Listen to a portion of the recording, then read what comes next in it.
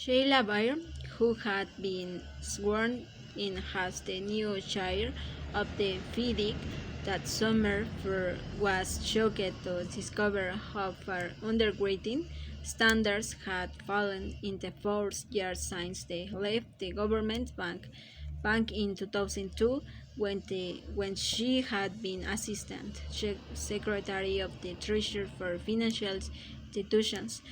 There had been problems with predatory lending for sure, but nothing like this, nothing even close. One of the first things Barr did upon taking office was order up a debate that included every securities supreme mortgage. It was immediately obvious when she looked at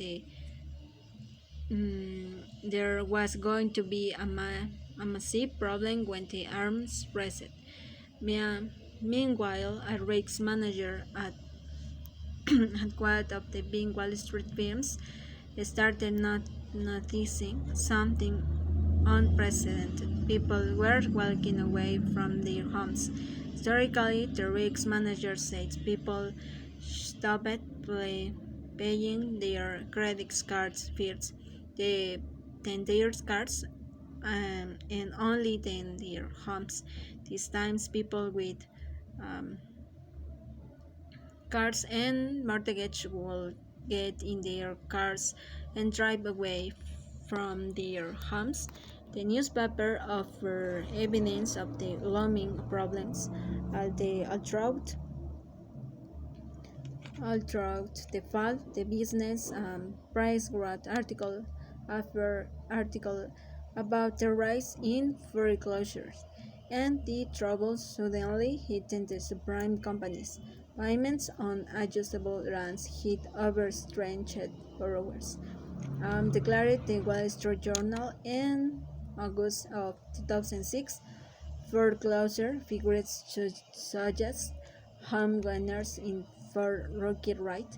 The journal said a month after that, Washington's Mutual reported that its home loan unit had loaned $33 billion in the third quarter. HCBC, which had been a major buffer of second line mortgage, announced it would close and shut down its purchase and on.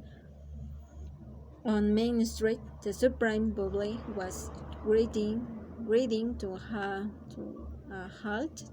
There was going to be a great deal of pain for both the borrowers and the subprime companies, but Wall Street had one more streak up its sleeve. This was a mechanism created by Wall Street to allow investors to short the housing market, similar to the way investors can bid against stocks. It was a natural development, at least from Wall Street's point of view, but it evolved into one of the most unnatural and destructive financial products that the world has been seen. The systemic serious, the key ingredient in a systemic CDO was her old friend, the credit default swap. For that matter, the key to shorty the mortgage market was the credit default swap.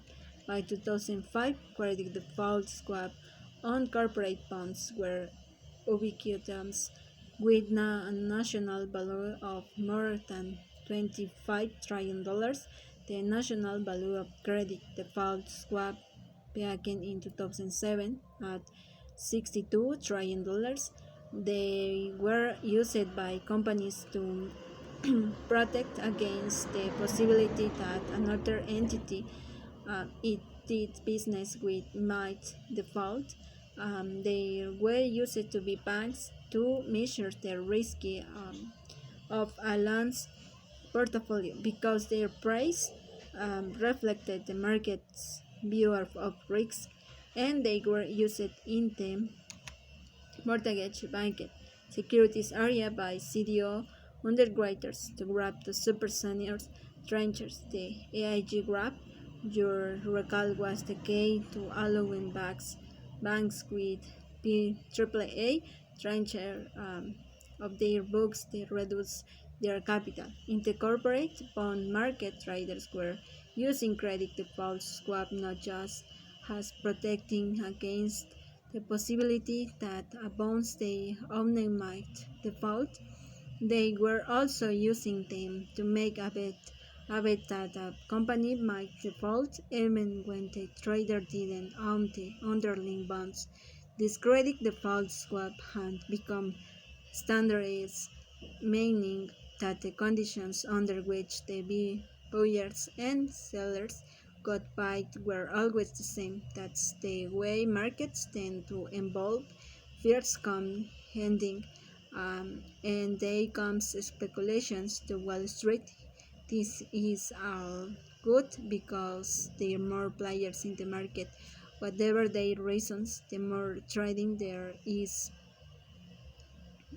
In the mortgage banking securities market, the credit default swap that people were using to ensure those super seniors were a kid of short um, since the buyer of the protections would be paid off if the super senior tranches defaulted, but no one thought of them this way. They were focused on the regulatory capital advantage, and they were a customized agreement between two parties which made them hard to trade because any buyer would have to understand all the complex terms of the deal.